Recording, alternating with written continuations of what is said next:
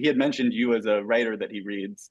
And so what are your thoughts on him as a how strong of a candidate do you think he would be, and him as a potential president as well?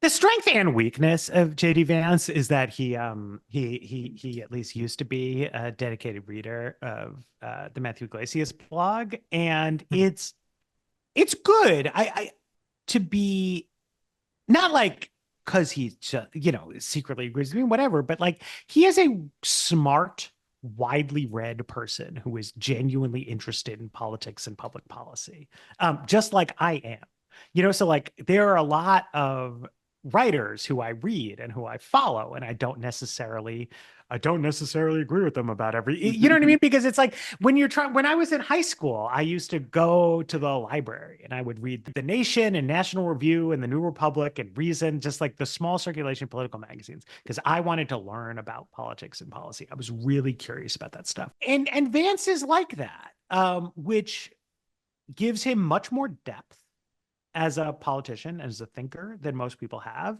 It can also be dangerous because sometimes, a lot of times, the best thing to do in politics is to be a little shallow and superficial in your engagement about things. Like Donald Trump is not like a big ideas guy. And I He think loves people big ideas. and What are and you and talking and I about, think Matthew? people like that about him. So Vance like might be too ideological to be really politically successful. Like, I'm not sure he's going to be able to pull off um, abortion is murder, but also if you want to murder your child in New Jersey, I have no problem with He that. did a good job Right? at the Like, debate, though, with he with the did. abortion issue. Really, he He did. did. He did. I don't know, but it was Trump's playbook that Yeah. he was executing, Also, he right? wasn't the focal candidate, When so he yeah. becomes the coach, because that position that Trump landed on, which was really politically smart for him, it makes no sense, right? Like it doesn't withstand any kind of minimal scrutiny. And like a serious thinker is, I think, going to have more trouble like holding to that line in certain kinds of ways.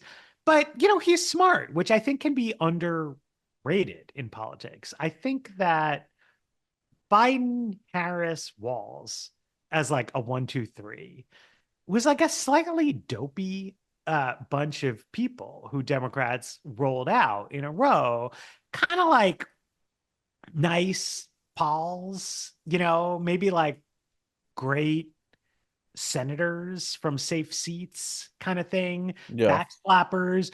Biden, at least of that group, was like kind of a real uh genius at like just like count the fucking votes, like get Yeah. the bill done kind of politics. But, and a president, you usually do want someone who seems impressive, Hmm. in some kind of way that, Obama does. Yeah, the Obama That, effect. Yeah. that, which I sometimes hear people just like gloss this as like Riz, and they'll say like Vance doesn't have the Riz, which is true. But he He sounds doesn't. smart. Right. There's just different ways to be impressive.